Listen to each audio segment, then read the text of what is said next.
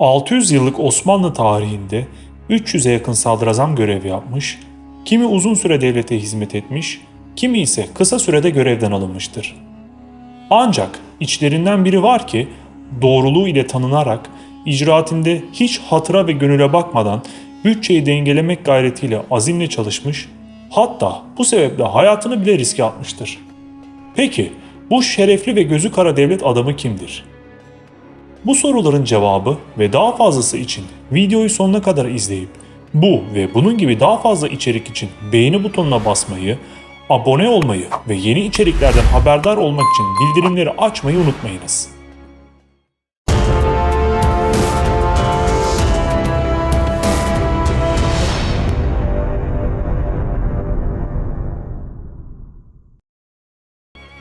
...1592 yılında Arnavutluk'ta doğup aslen Arnavut olan Tarhuncu Ahmet, küçük yaşlarda Enderun'a alınarak eğitime tabi tutuldu. 1633'te silahtar Bosnalı Mustafa Ağa'nın Mısır valiliğine tayini sırasında kendisi de Kapıkulu süvarisi olarak Enderun'dan çıktı. Dindarlığı, doğruluğu ve çalışkanlığı sayesinde önce Mustafa Paşa'ya, sonra da Hezarpare Ahmet Paşa'ya kethudalık etti. Tarhuncu'nun yükselişindeki hızlı değişmeler işte bu dönemde meydana geldi. Ancak hizmetinde bulunduğu Ahmet Paşa'nın öldürülmesi üzerine sipahilerin yeni Vezir-i Azam Sofu Mehmet Paşa'ya karşı başlattıkları isyanda Tarhuncu'nun kardeşi Oruç'un öldürülmesi üzerine Tarhuncu'nun hayatı hizmetinde olduğu paşanın ve kardeşinin öldürülmesiyle ve sipahi kökenli olmasından dolayı ciddi şekilde tehlikeye girdi. Ancak Şeyhülislam Hoca Abdurrahim Efendi'nin kendisine kefil olup kendisini himayesi sayesinde hayatı kurtuldu. Tarhuncu, kuvvetli ilişkileri ve Şeyhülislam Hoca Abdurrahim Efendi'nin de desteğiyle 4. Mehmet'in saltanatının ilk aylarında 6 Aralık 1648'de Diyarbakır valiliğine getirildi. Ancak bu karardan hemen sonra vezir rütbesine yükseltilerek Mısır valiliğine tayin edildi. Mart 1649 ile Aralık 1650 tarihleri arasında yaklaşık 1,5 yıl Mısır valiliğinde bulunan Tarhuncu, bu görevi sırasında Mısır'dan İstanbul'a gönderilmesi gereken barutun vaktine temini ve Girit'i kuşatan askeri birlikleri yetiştirilmesi hususundaki gayretleriyle dikkatleri üzerine çekti. Valiliği esnasında Haremeyn-i Şerefeyn hizmetlerine özen gösterdi. Mescid-i Nebevi'nin üstü daha önce herhangi bir şeyle kaplı olmadığından toz ve toprak halindeki Ravza-i Mutahhara zeminine mermer döşetti. Osmanlı Devleti'nin bu yıllarında bürokrasideki rekabet her noktada zirve yapmıştı.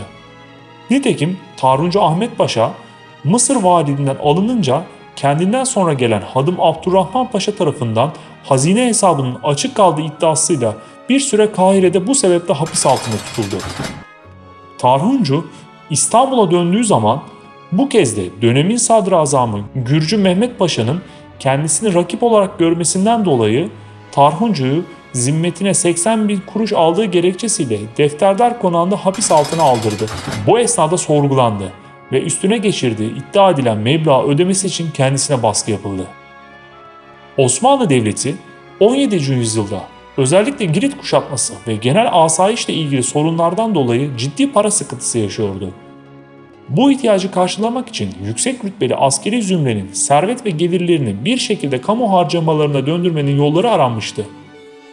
Bu sebeple Sadrazam Gürcü Mehmet Paşa ile Valide Turhan Sultan arasındaki yazışmalardan Tarhuncu'yu zimmetine aldığı iddia edilen 80.000 kuruşu ödeme konusunda Valide Turhan Sultan'ın sadrazamı teşvik ettiği anlaşılmaktadır. Baskı ile sonuç alınamayınca kurulan divanda Tarhuncu, Anadolu Kazaskeri Hocazade Mesut Efendi'nin desteğiyle aklansa da Sadrazam Gürcü Mehmet Paşa buna rağmen Tarhuncu'yu Yedikule'ye 20 kadar adamını da Baba Cafer zindanına gönderdi. Çıkan hoşnutsuzluklar neticesinde Vezir-i Azam Gürcü Mehmet Paşa kendine rakip gördüğü Tarhuncu'yu İstanbul'dan uzaklaştırmak maksadıyla 1652 yılının hemen başında Girit kuşatmasına hizmet etmek kaydıyla onu Yahya Sancak Beyliğine görevlendirdi. Ama sürgün olarak Selanik'te oturması emredildi. Girit kuşatmasının bir türlü sonuçlanamaması, üstüne üstün bu sebeple Çanakkale Boğazı'nın Venediklilerce abluk altına alınması ve Anadolu'daki genel asayişin bozulması yüzünden İstanbul'da temel gıda maddelerinin temininde sıkıntı çekiliyor, fiyat artışları ve kara borsa gibi olumsuzluklar ülkedeki sosyal ve ekonomik dengeyi sarsıyordu. Bunun yanında mali darlık sebebiyle bir türlü donanmanın teşkil edilememesi ve yapılacak olan ödemelerin ödenememesi Gürcü Mehmet Paşa'nın sadaretinin sonunu getirdi. Hükümet işlerinde ve Valide Sultan nezdinde o sıralarda etkili olan Anadolu Kazaskeri Hocazade Mesud Efendi'nin Tarhuncu Ahmet Paşa'nın sadrazam olmasını tavsiye etmesi üzerine Tarhuncu Ahmet Paşa İstanbul'a davet olundu. Tarhuncu Ahmet Paşa gizlice İstanbul'a gelip Hocazade Mesud Efendi'nin Süleymaniye'deki konağına indi ve geldiği Valide Sultan'a bildirildi. Tarhuncu Ahmet Paşa burada padişah ve diğer devlet erkanı ile görüştü. Bu görüşmelerde Tarhuncu Ahmet Paşa devletin sorun yaşadığı Girit meselesi, donanma sorunu ve maaş sorunu gibi problemleri bazı şartlara uygun şekilde çözümlemeyi taahhüt etti ve buna karşılık kendinin üzerine eğileceği sorunları da açıkladı. İki taraf bu önemli sorunlar üzerine anlaşınca 19 Haziran 1652'de Tarhuncu Ahmet Paşa sadrazam olarak tayin edildi. Kamu maliyesinin içinde bulunduğu güçlüklerin yanında Tarhuncu'nun sadrazamlığa geldiği dönem kötü hasat yıllarına ve veba salgınına tesadüf etmişti. Saray ve hükümeti kaygılandıran diğer bir husus, İstanbul'da kıtlık ve yüksek fiyatlar yüzünden ekmek ve et gibi zorunlu ihtiyaç maddelerinin teminde sıkıntı çekilmesiydi. Hazine, kamu harcamalarını karşılamaktan çok uzaktı. Nitekim bütçedeki açık %35'i buluyordu. Tarhuncu Ahmet Paşa, göreve gelir gelmez ilk olarak harcamaları kısarak yeni kaynaklar bulmaya çalıştı. Yaptığı çalışmalar neticesinde devletin gelir ve gider tablosunu çıkartarak bu doğrultuda adımlar attı.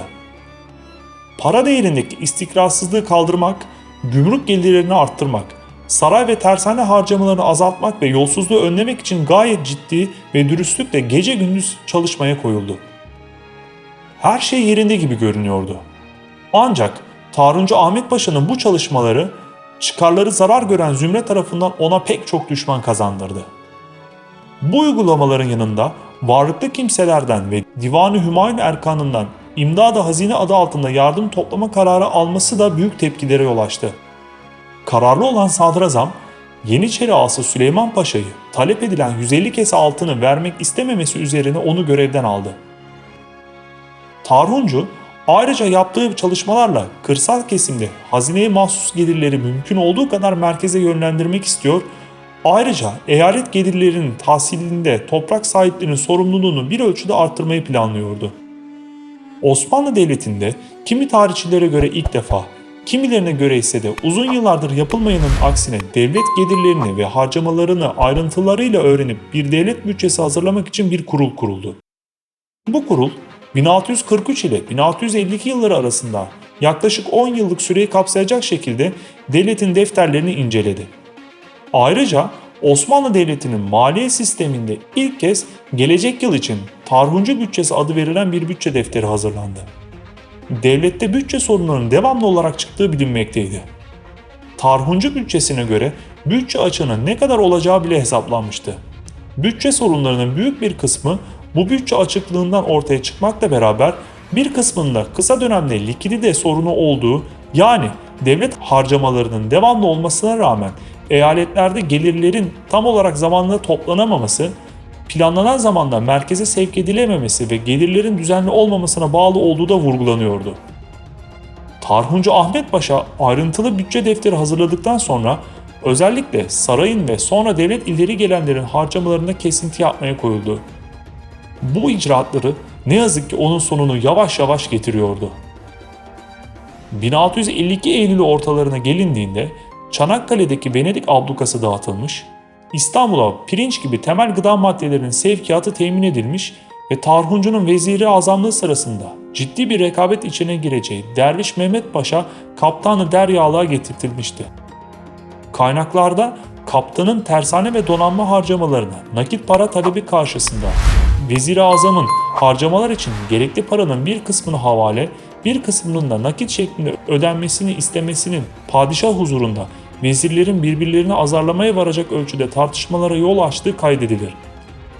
Hazine harcamalarının gelirlere nispeten fazla olmasından dolayı padişahın vezir-i azamı halledilmesi konusunda söz verdiği tersane ve donanma harcamalarının karşılanmasında aciz kaldığından dolayı azarladığı iddia edilir. Toplantıda danışma üyelerinin müşterek oylarıyla hazine hesaplarının geçmişe dönük olarak kontrol edilip açıkların sebeplerinin belirlenmesi ve telafi yollarının araştırılmasına karar verildi. Tecrübeli divan üyeleri ve maliye katipleriyle birlikte ilgili konularda istişarelerin yapılması ve rapor hazırlanması emredildi. Katip Çelebi'nin de bir maliye katibi sıfatıyla katıldığı toplantıda ve yapılan çalışmalar sonucunda hazırlanan rapor defterdara sunuldu. Defterdar da çıkan neticeyi Tarhuncu'ya verdi. Nihayet Tarhuncu raporları yeniden ele alarak bir laiha şeklinde padişaha takdim etti. Ancak bu çalışmalardan kendi çıkarları zedelenen Zümre, Vezir-i Azam'ın bu layihasının parmak hesabından ibaret olduğu konusunda padişahı inandırdığı gibi, Tarhuncu'nun padişahı devirip kardeşi Şehzade Süleyman'ı tahta çıkarmak istediği hakkında uydurulan iftiralar üzerine Valide Sultan da dahil olmak üzere çocuk yaştaki padişahı Sadrazam aleyhine hareket etmeye sevk ettiler. Nevruz günü olan 21 Mart 1653'te Sadrazam Tarhuncu Ahmet Paşa, yılbaşı hediyelerini padişaha takdiminden sonra donanma işleri için tersanede bulunduğu esnada saraya davet olunarak deniz yoluyla Hasbahçe'ye geldi. Kendisini Kızlar Ağası karşılayıp sadaret mührünü geri aldı. Daha sonrasında Tarhuncu Ahmet Paşa Bostancılara teslim edilip onlar vasıtasıyla boğuldu. Vezir-i Azamlığı toplamda 9 ay kadar süren Tarhuncu Ahmet Paşa, namusu ve doğruluğu ile literatürde Tarhuncu bütçesi ve kendi adını taşıyan layihası ile tanınmıştır. İcraatlerinde hiç hatıra ve gönüle bakmadan bütçeyi dengelemek gayretiyle çok düşman kazanan Sadrazam, bu nedenle de hayatını kaybetmiştir. Osmanlı Devleti'nde kimi tarihçilere göre ilk defa, kimilerine göre ise de uzun yıllardır yapılmayanın aksine devletin gelirlerini ve harcamalarını ayrıntılarıyla öğrenip bir devlet bütçesi oluşturan Tarhuncu Ahmet Paşa, bunu bir laiha şeklinde sunarak reformist kişiliğiyle tarih sahnesinde yerini almıştır.